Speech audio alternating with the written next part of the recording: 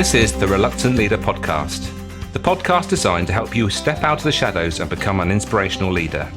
I'm your host, Mark Terrell, and each episode I will be getting to grips with a leadership topic by interviewing an expert in their field. I'll be picking their brains for those golden nuggets that will help you be the best you can be. Make sure you don't miss an episode by subscribing at thereluctantleader.co.uk, and please feel free to connect with me on LinkedIn. So let's get on with the show.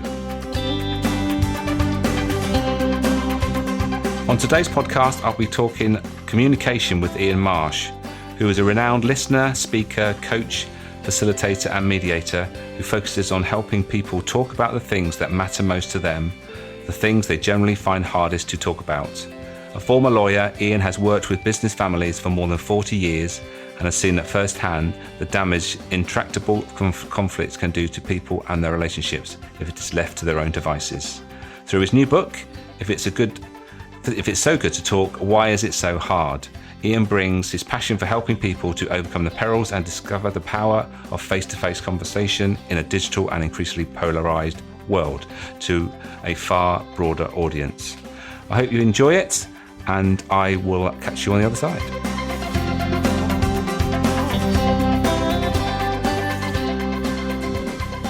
So welcome, Ian, to the Reluctant Leader podcast.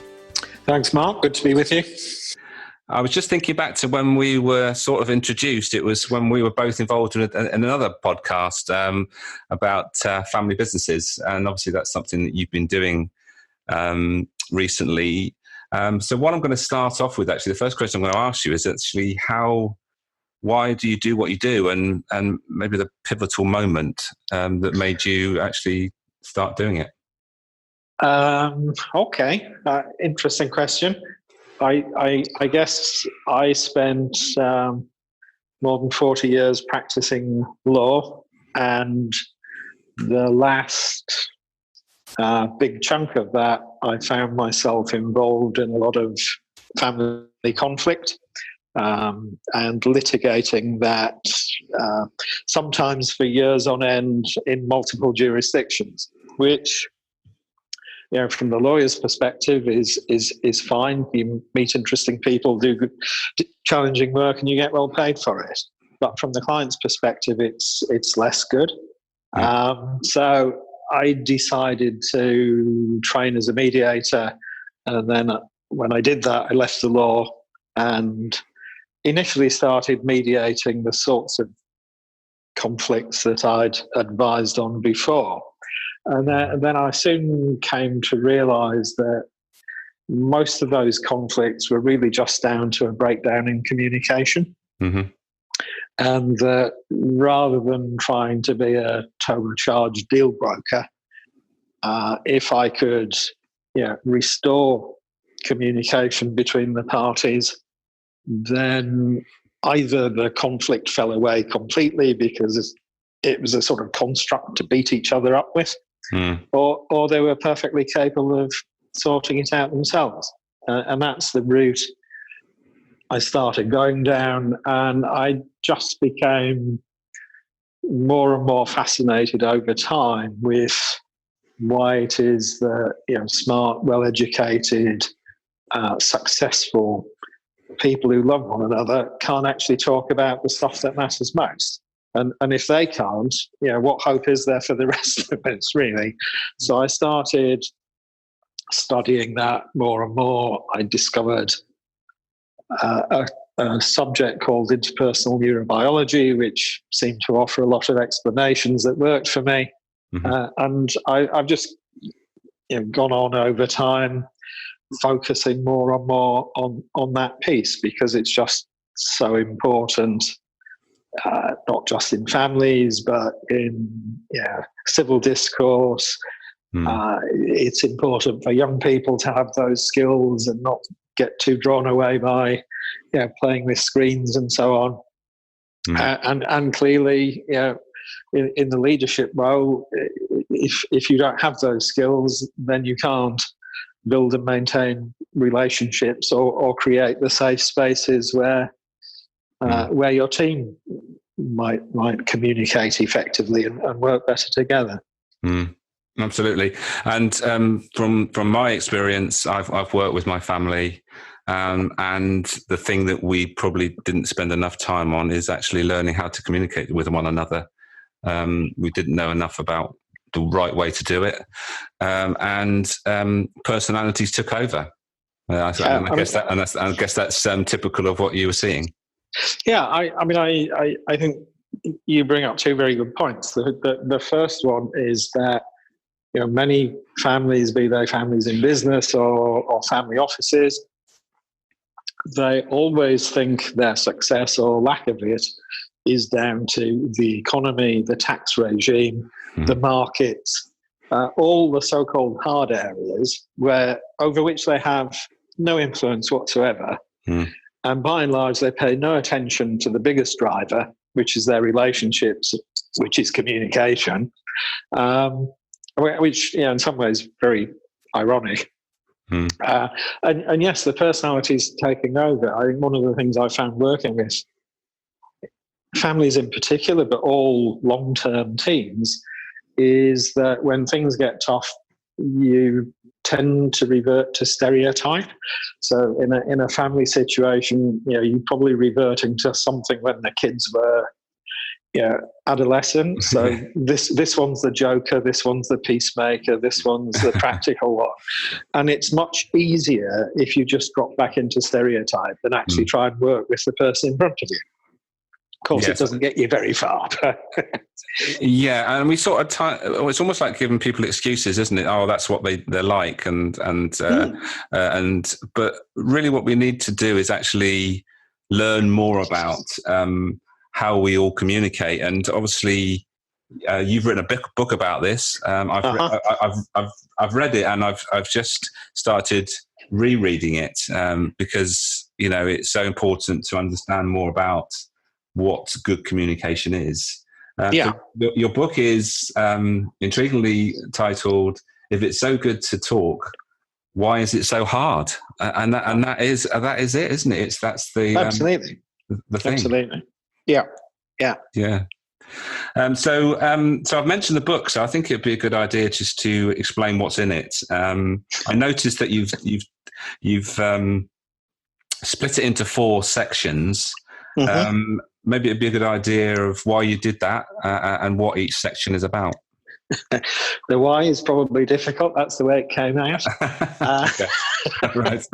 But I think, the first section is really looking at what conversation is. I wrestled for a long time about whether to talk about communication or conversation, and conversation works better for me, particularly in the modern environment. It's communication invokes technology, and it suggests the transmission of data and very little else. And I think there's an awful lot more in conversation.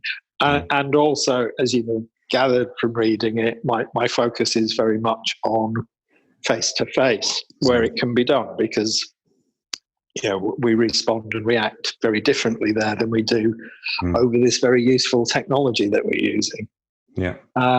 So the first couple of chapters are really exploring what the nature of effective conversation is, the fact that whilst we never taught them, it has rules and there are effects if we don't join in and abide by those rules, and we stop talking across people, or we talk at cross purposes. We all know how frustrating that can be at times.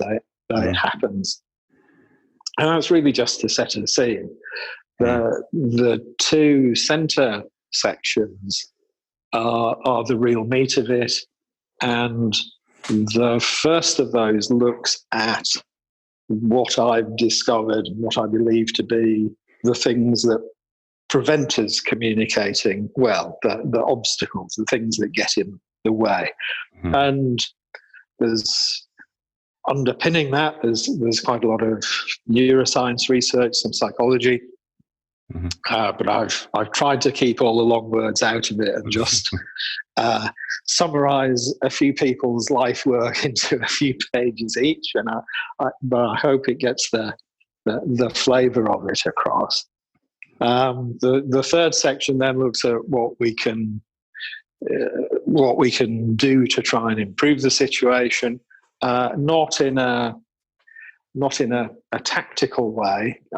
There's some really good books out there about having difficult conversations, but some of them look at it very much from if you use these words, you get different results, or if you have these four, aspects of conversation in mind and plan them, you get better results. The approach I've taken is to, as I would say, actually rewire the brain, give yourself a different pro-communication mindset that makes the whole thing easier.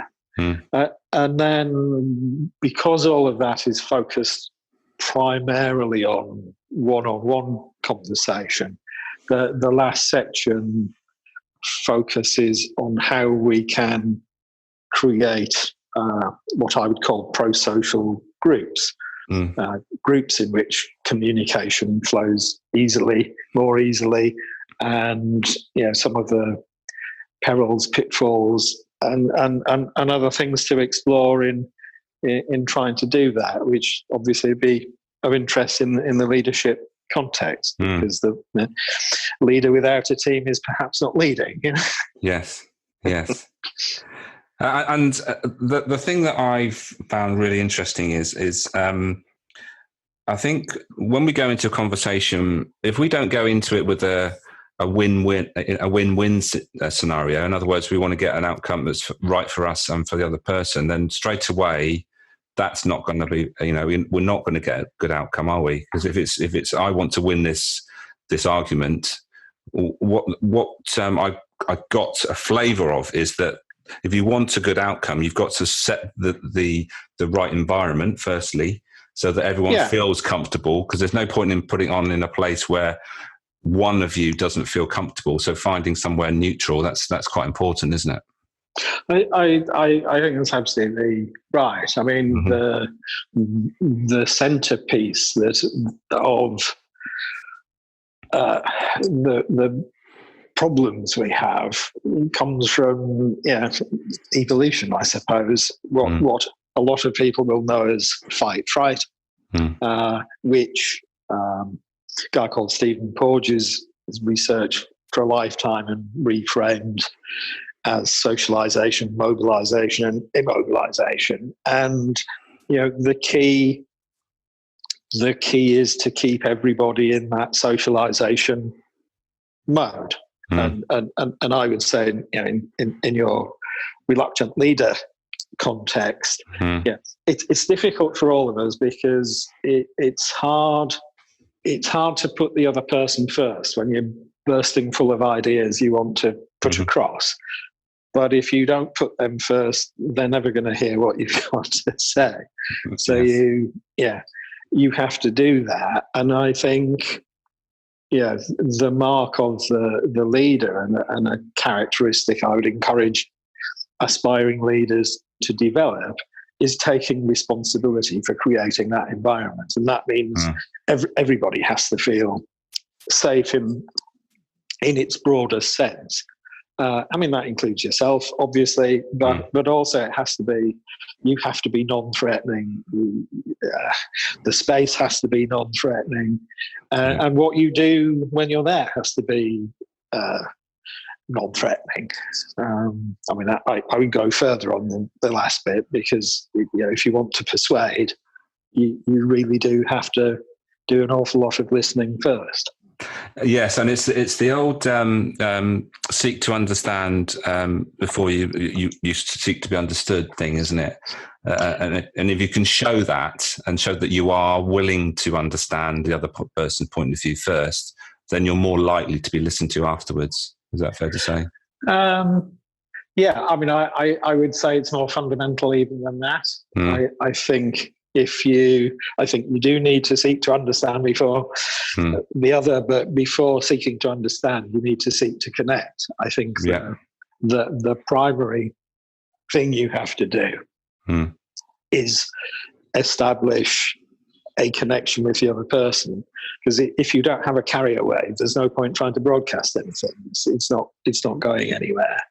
And I think that the physical act of what I would call deep listening, creates a sense of safety. It's where rapport and trust comes from.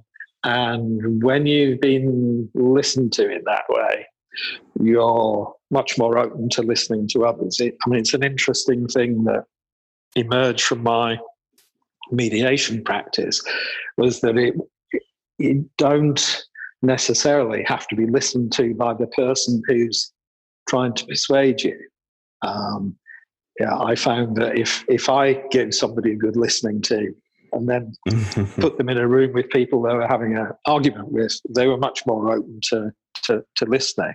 And I think that's one of the reasons I would encourage anybody to have a group of confidants they can resort to, is that when you're working with a team, you've got to let them tell their own stories in their own time, in their own words, ideally not interrupting them, even if you set them a time frame in which they have to do it, but give them that space to do that. And you need listening to too. So sometimes you have to look outside the team for that, and have whether it's a coach, a mentor, or just a listener. But having people who will listen to you in that way, and obviously respect all the confidences too, is probably something. Well, it is something I would encourage all leaders to do. Yeah, and I love the way you've mentioned that. About a good listening to, because we hear a lot about somebody deserves a good talking to. Someone deserves a good listening to too, don't they? Absolutely. I think particularly in a team setting, I don't know about you, but over my career, I have sat in so many team meetings where team members really get no opportunity other than to ask how high they should be jumping. Is that actually getting the best out of them? There's a lot to be said for chain of command, and there are circumstances where that needs to operate like that. But if you're in a creative environment, if you want everybody to be contributing to their best and feeling valued, you've got to give them a safe space in which to say whatever's in their head, without criticizing it, condemning, contradicting it. The three quicker. Let me put it to you. If you're talking to somebody, what is it brings your shutters down? It's interesting. I was talking to somebody the other day, and I really wasn't quite as aware of this has been a problem as it is to me, actually. But when someone interrupts me, I really do. It really irritates me in a big way. And I'd done a psychometric test, and one of the things that came back to me was Mark doesn't like being interrupted. And I thought, my God, is absolutely right. And it really does irritate me, because I know then, as soon as somebody interrupts me, they're not really listening to me, are they? Yeah, absolutely. And I would say, okay, find me 10 people who do like being interrupted. No, I think I read a line in a book the other day that said interrupting people infantilizes them, because it's telling them that they're not really capable of speaking for themselves. So if a leader starts interrupting, what sort of message is it sending to the team? Yeah. It's almost saying, look, okay, you've had your say now. We've seen. Let's take an example that everyone will probably resonate with, and that's the president of the United States at the moment, Donald Trump. I witnessed a press conference where, he was inviting questions, but probably I don't think anybody actually got to finish off what the question was before he interrupted and basically gives a response. And it's irritating. Even if you're involved, it's irritating. But on the outside, it's irritating, isn't it? Yeah, it is. Absolutely. And I think so for a lot of people, it's going to be interruption or contradiction. being, if I dare risk moving it towards the difficult conversation in this country at the moment, both sides of that divide keep telling the other side why they voted, and how only an idiot would do that. And I just slightly question whether that is the way to bring the country back together again. Yes. But that's for another day, I guess. And the other big thing is accusation. I mean, almost any sentence that begins with "you" can bring the shutters down so quickly. Whereas if a curious manner of engagement, i.e. being curious, asking questions, silence being the most powerful question we have, actually. It's giving people the space to talk. It's interesting in my work that if I want people to open up, I often don't ask questions at all. I just sit there until they start talking. Yes. And remarkably few people can withstand more than about 7 to 10 seconds of complete silence. I'm completely relaxed. I can go for hours. But, but it's taken a lot of practice, I guess. It takes some. I mean, it's to be fair, I think it is partly a personality thing. I'm an introvert who's learned to work in a public space. But the introverts growing up is a lot about listening rather than pushing yourself into the crowd. So, there is some of that in it, I accept. One thing that I did pull out of the book, and being a lover of acronyms, was the RAIN acronym. And I think that'd be worth you just running through those the four things that make up the RAIN, RAIN acronym. Okay, I mean it's an acronym for a technique that is I learned it in context of actually mindfulness meditation and dealing with stuff that arises in the course of that, but it's actually usable with almost anything that's troubling. And the R is to recognize what's going on in the meditation context. The thought that appears in your head, the emotional feeling that arises in you, the pain in your back or wherever it is, and obviously that can work in focusing on anything. So the first step obviously is just to recognize it, and it's usually very helpful just to give it a name. So again, sort of pain, hunger, whatever it might be. The A is for acceptance. And because a lot of the grief we cause ourselves is because we object to the way the world is this instant, and actually you can't change that.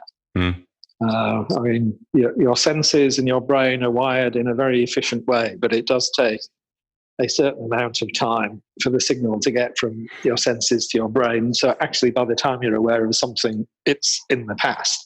So you definitely can't change it. And just that sense of acceptance,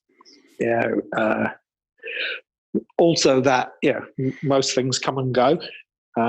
All things pass.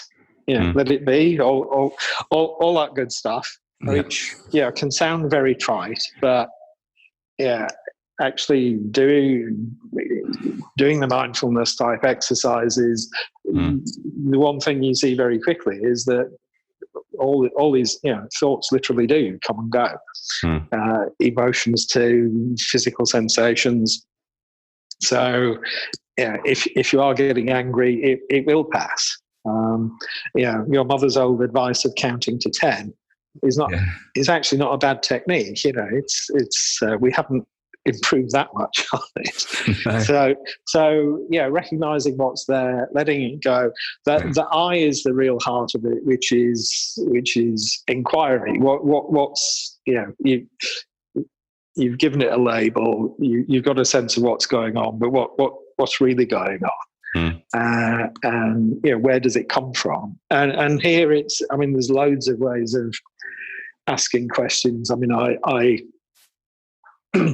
I sometimes use the sort of Jeremy Clarkson type question. So if this was a car, what would it be? Right. Ask completely off the wall questions to try and get because it's interesting what answers they produce. What if it's a sensation in your body? Where is it? What shape is it? What temperature is it? All manner of questions that are not sort of analytical. And I think that's the key to a lot of this. You just, excuse me, we overanalyze things. There's a debate amongst neuroscientists and so on as to whether we are actually rational or whether we just rationalize things after the event. I think I tend to the latter school, but I'm open to persuasion. But just sort of looking, in that difficult conversation, you have these views about everything, you have these beliefs, but where do they actually come from? Are they really from you, or do they come from fake news or real news, or what your parents told you 40 years ago, which might not be quite so true, urban myth? It's interesting when we start looking at stuff in an inquiry. We're just being curious about it and see what comes up. Yeah. And the N is, the N is given so many different words attached to it. Non-identification is one, which comes up a lot, which means that this isn't actually me. I was taught that was it. All thoughts are real, they're not all true. You have these thoughts, you have these emotions, but they're not who you are. You don't actually have to act out on them. You have that ability not to, if you give yourself the space, and a lot of using this is about giving you that space. So sort of accepting that these things may just be electrochemical stuff going on in your body rather than a program you have to execute through. And part of it also you do in the R part as well, the recognition, because if you're there's a big difference between I am in pain and pain, or I am angry and anger. If you just notice that there's some anger there, that's one thing.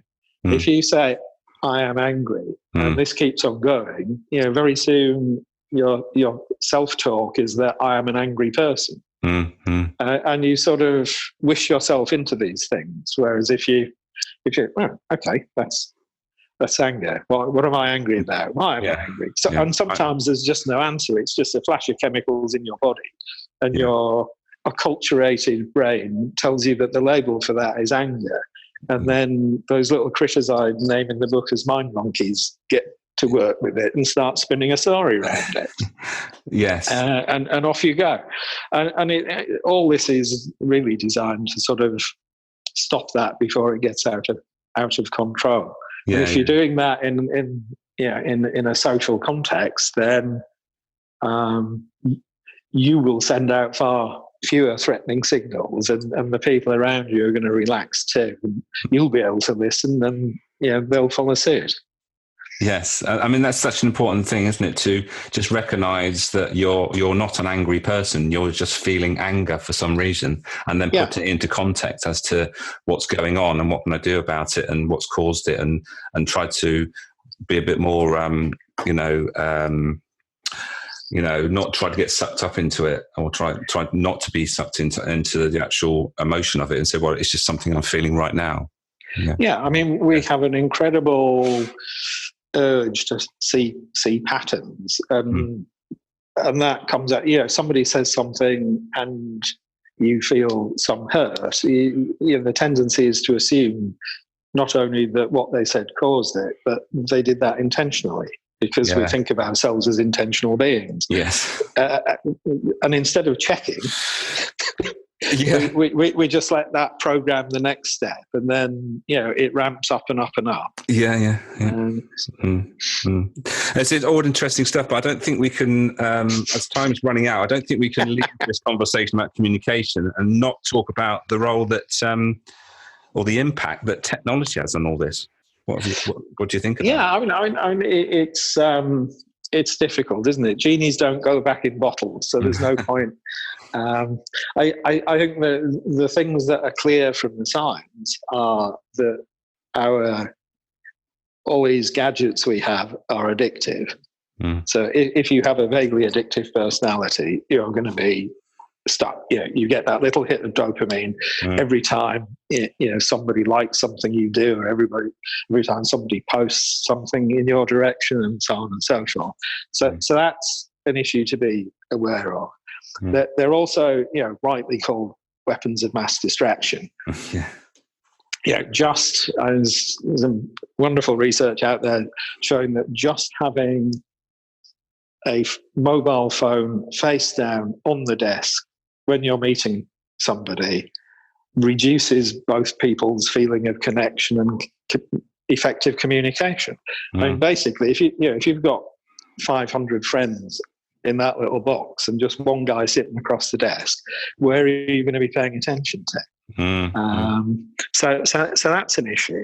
I think also it seems quite clear now that when we are posting stuff, when we're interacting through technology, our level of self-editing plummets, which is given as an explanation why people post wholly inappropriate photographs of themselves into an environment that the head of HR at the next employer is likely to find. So, and I think one of the things that being face-to-face does is that we're reading not just the voice, but the entire body. We're picking up tiny movements in the muscles of the face, which so when we sense that we're pushing the boundary too far, we pick that up quite quickly, and we start editing. That doesn't happen through the technology. And even if you're using a piece of kit with video, if you think of it, for me to look as though I'm looking you in the face, I have to look at the camera, not at the picture of your face. They're tiny distances often, but so if you're trying to come across as though you're engaging me eye to eye, you're actually having to look away, which alters the way you speak because you're not looking at me. And if you do look at me in the face so you feel more comfortable, you look to me as though you're looking away, so now you're looking shifty. So unless we have if we have a great relationship in the background, we know each other well, none of that matters. But if we either of us starts getting stressed, then it starts coming back into play again. It's funny. I was just thinking that when you put your phone on the table in front of you when you're talking to someone, it's almost like the elephant in the room, isn't it? It's like, is the phone going to ring? Is there something that he's waiting to happen? Is he going to be picking up the phone in a minute just to check his social media? Is something going to happen? Because it's on the table in front of him. Why has he put it there? Why hasn't he put it in the bag, or he or she? So, absolutely. It's a small thing, but can have a big impact on the quality of the communication at the end. Absolutely. And yet you go into these, I don't know whether it's your experience, but you go into meetings with a group of professionals, and these days, if somebody isn't actually actively contributing to the conversation, they've got their phone out and they're working on another client's affairs. And if I'm the client in the room, that doesn't build my confidence. No. This is all interesting, fantastically interesting stuff, and we could talk all day. But we've got to sort of sum things up a bit. So I'm going to ask you just to sum up maybe 3 things that someone in a leadership position can use when they're communicating to someone, so that they can get the best outcome for them and for everyone, really. Yeah, I think that the first would be to make sure that you do have somebody outside that group who can listen to you non-judgmentally, without wanting to tell you what to do, just give you that good listening to, and respect the confidentialities of that. Mm-hmm. So everybody needs people to fall back on. I think the second is to give people that space to talk. So let them say what they need to say in their own words, in their own time. Yeah. If a meeting doesn't permit endless talk, then maybe have a rule that everybody gets X minutes to make their contribution, and nobody else will interrupt, contradict, ridicule, all of those things. Yeah. And then see what ideas you've got on the table that you can do something with. Mm-hmm. And the third is be curious about everything. Develop a habit of curiosity, because that's the key to an open mind. If you think you know the answer to everything, you're never going to look for new answers. Whereas if you're, why does this happen? Always ask questions. Take up hobbies that develop curiosity. I got a book on sketching, which I bought because the blurb on the back said, sketching is curiosity made manifest. And you have to look. Yeah. And the more you look, the better the sketch. So write poetry. Anything that's about being in the present moment and just knowing everything there is to know about it. And then when if you encourage that sort of behavior, then when you meet other people, why is your life experience different than mine? It's not a criticism. It's we've got different views on this. If we put them together, what are the synergies? Yeah. Well, Ian, thank you ever so much. The fantastic advice. I hope, I'm sure that listeners have picked up some nuggets of wisdom there that they can use in their leadership roles. Thank you again for joining me. I hope we'll have the opportunity to continue our conversation sometime in the future. But for now, thanks very much. Thank you. Look forward to it.